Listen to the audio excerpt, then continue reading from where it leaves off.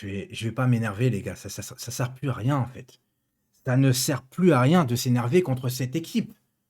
Je suis même pas en colère, là, tu vois. Je suis dégoûté. J'éprouve du dégoût pour ma propre équipe, pour mes propres putains de joueurs. Ils nous respectent pas. Avec ce qui s'est passé, ils ont même pas un orgueil. Ils ont même pas de la fierté, en vérité, de montrer un autre visage jusqu'à la fin de la saison. Tu vois. Mais c'est honteux, les gars. C'est même pas l'histoire que tu perds 3-0 à Monaco. C'est l'histoire de comment, encore une fois, tu perds. Tu ne montres rien. Tu es dégoûtant. Tu es dégueulasse. Tu es tout ce que tu veux. On s'est fait humilier. Je suis résigné. On va avoir le 10e titre de champion sans aucune saveur. Ils nous ont gâché ce moment-là. Ils nous ont gâché. Moi, ça serait moi, franchement, j'aurais prié limite, les gars, pour qu'on se fasse rattraper en championnat. Parce que ces joueurs-là, qui sont dans cette équipe, ces joueurs-là, ces dirigeants, cet entraîneur, parce que tout le monde y passe, ils ne méritent pas de nous offrir cette 10e étoile. Ils ne méritent pas que dans l'histoire du Paris Saint-Germain, ils soient attitrés à notre 10e titre de champion de France. Non, c'est pas mérité. Depuis le début de saison, on joue mal. Alors forcément, tu as des points d'avance. Forcément, tu vas être champion parce que même si tu joues mal avec les joueurs que tu as, à un moment donné, tu es en Ligue 1. Donc les équipes en dessous, à un moment donné, ben, même s'ils dominent, etc., toi, tu as des actions, tu les mets au fond parce que tu as des meilleurs joueurs. Mais aujourd'hui, on n'est plus rien. Quand on me dit on est une mauvaise équipe, je te réponds non. Non, il y a un problème déjà dans mauvais. On est une mauvaise équipe. Le problème, c'est équipe. On n'est pas une équipe. On n'est pas une équipe. Et aujourd'hui, on dégoûte notre mère. Je vous le dis honnêtement, c'est n'importe quoi. Comment on a pu en arriver là? Comment on a pu en arriver là? Van Aldoum, on sait très bien il est mauvais au Paris Saint-Germain. Il n'y arrive pas, il n'y arrivera pas. Déjà au milieu, il n'y arrive pas. Tu nous fous un Van Aldoum titulaire en attaque. En attaque. Alors moi, j'ai pas les compétences pour être entraîneur. Mais je pense que maintenant, mes compétences même de réflexion, j'y arrive plus. J'y arrive plus non plus. Comment je peux imaginer qu'en me disant que mettre Wijnaldum en attaque, ça ira mieux dans cette équipe? Les seuls qui ont existé aujourd'hui, Danilo, Verratti. Mention spéciale aussi à Danilo, qui s'en est pris plein la gueule depuis le début de saison. Plein la gueule. Aujourd'hui, c'est un des moins bons techniquement. Et aujourd'hui, c'est un des meilleurs sur le terrain qui donne tout. Au moins, on peut être fier au moins de Danilo. Parce que on parle des Neymar, les rois Neymar, les groupies de Neymar, les groupies de Messi, les groupies de ceci, les groupies de cela. Mais aujourd'hui, non, depuis le départ de Matuidi, par exemple, un mec de l'ombre, tu vois, un Matuidi manque énormément dans une équipe comme ça. Ça me dégoûte. On a regardé le match ensemble sur Twitch. Merci à ma communauté on était plus de 50, une cinquantaine sur Twitch. Donc merci beaucoup parce que j'ai pas encore beaucoup de followers sur Twitch. Mais les gars, on était tous résignés. Et heureusement qu'on était ensemble parce que moi tout seul, je serais pas youtubeur aujourd'hui. Je regarderais pas les matchs, les gars. Je vous le dis. Les supporters qui regardent encore les matchs, vous êtes courageux. Vraiment. Qu'est-ce que vous voulez que je vous dise? Je sais même plus par quoi commencer. On a commencé les 15 premières minutes, les gars. Les 15 premières minutes, on s'est fait bouffer. On s'est fait bouffer.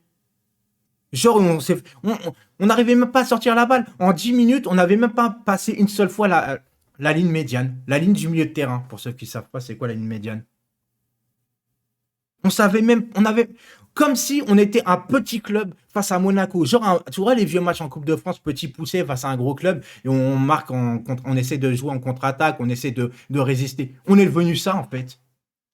Grand joueur, petit mental. Il faut un psychologue dans ce club. Il faut un psy. À l'ancienne, on n'avait pas hésité à ramener Yannick Noah en 96 pour gagner la Coupe des Coupes, etc. Parce que ça n'allait plus. Ça n'allait plus mentalement entre l'entraîneur, les joueurs, etc. Mais là, c'est au-delà des joueurs et de l'entraîneur. Il y a la direction. Encore une fois, je vais le dire, les gars, je vais le dire. Mais Nasser, s'il est conforté dans son poste, certains me disent qu'il ne faut pas faire sortir Nasser. Nasser, heureusement qu'on est là avec lui. Mais on a subi plus d'humiliation que de bonheur avec ce Paris Saint-Germain-là. Donc viens pas me casser les couilles avec un Nasser. Nasser, il est bon dans le marketing, tout ce que tu veux. Mais au niveau de resserrer les joueurs, de mettre de l'ordre dans cette équipe et penser aux sportifs, penser terrain, il est mauvais. Il n'y a rien avec Nasser. Il n'y a rien. Il a décrédibilité tous ses entraîneurs pour donner l'avantage aux joueurs. Hein, sous Emery, les entraînements, ça allait pas. Soi-disant, c'était trop dur. On va voir Nasser et d'un seul coup, Emery, il est obligé de changer les entraînements. Ça veut dire quoi, ça? Ça veut dire quoi? Nasser, tu veux rester? Vas-y, mais dans le marketing. Mettez un mec à côté de lui. Un mec qui contrôle le sportif. Refaites venir Deniso, bordel. Refaites venir Deniso. Des mecs compétents.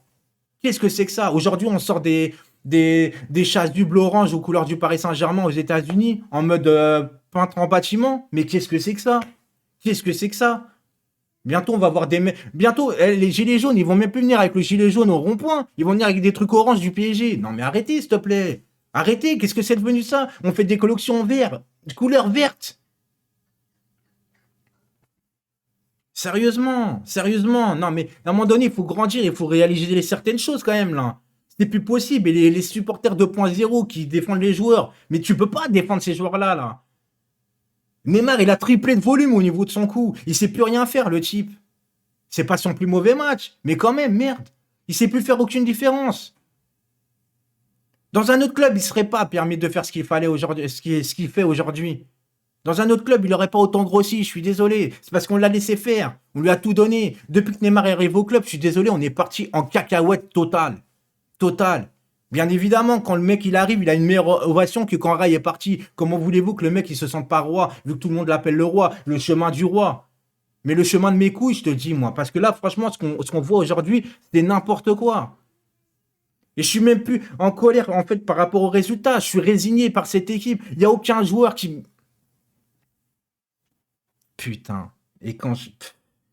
Ah, moi là, franchement, ces joueurs-là, ils mériteraient d'avoir la honte jusqu'au bout, en fait. Mais heureusement qu'on pense à nous. Nous, les supporters, on mérite pas ça, en fait. On mérite pas ça. Mais les joueurs qui sont en place, ils méritent d'être humiliés jusqu'au bout, moi. Je te dis, moi. Contre Marseille, qu'est-ce qui va se passer au parc?